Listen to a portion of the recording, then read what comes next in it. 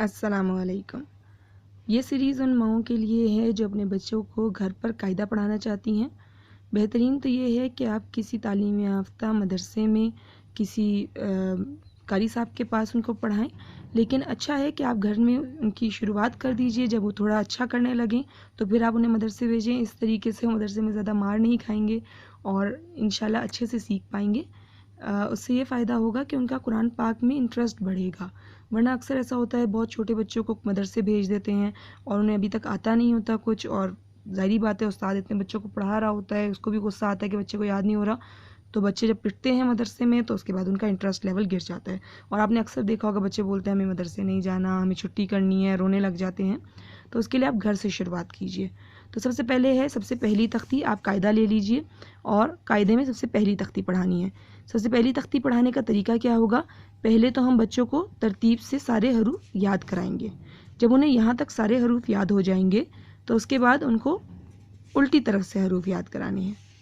جب اس طرح بھی ہو جائیں گے تو پھر اس طریقے سے، اور اس کے بعد اس طریقے سے۔ ان 4 طریقے سے یاد کرنے کا کیا فائدہ ہوگا؟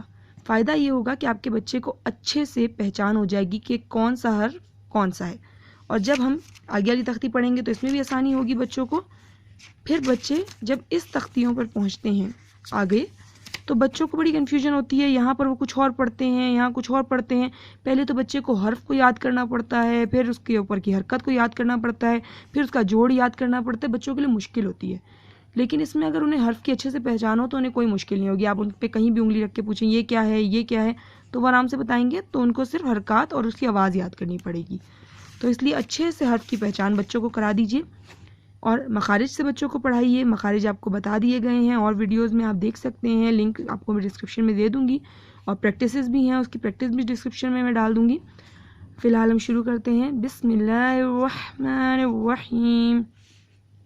الف با تا ثا جیم۔ اب بچے کو آپ نے پہچان کرانی ہے کہ با کا ایک نقطہ ہے اور وہ نیچے ہے، تا کے 2 نقطے ہیں اور وہ اوپر ہیں، سا کے 3 نقطے ہیں اور اس کے اوپر ہیں۔ اب بچے سے سوال پوچھیں گے با کے کتنے نقطے ہیں اور کدھر ہیں، اوپر یا نیچے؟ تا کے کتنے نقطے ہیں، اوپر یا نیچے؟ سا کے کتنے نقطے ہیں، اوپر یا نیچے؟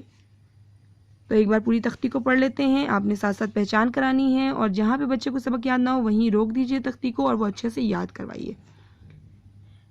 الف با تا ثا جیم ہا خا دال ذال را زا سین شین صاد ضاد طا ظا عین غین فا قاف کاف لام میم نون واو ہ حمزہ یا۔ یہ تو ہوئی پوری تختی، اور جو بچے بالکل شروعات میں ہیں ان کے لیے الگ الگ ویڈیوز میں کچھ حصے تختی کے پڑھائے جائیں گے۔ آپ بچوں کو وہ تختی دکھائیے اور اس کی پریکٹس کروائیے، اور اگر انہیں ضرورت پڑے تو بار بار تختی کو دکھائیے تاکہ وہ اچھے سے یاد کر لیں۔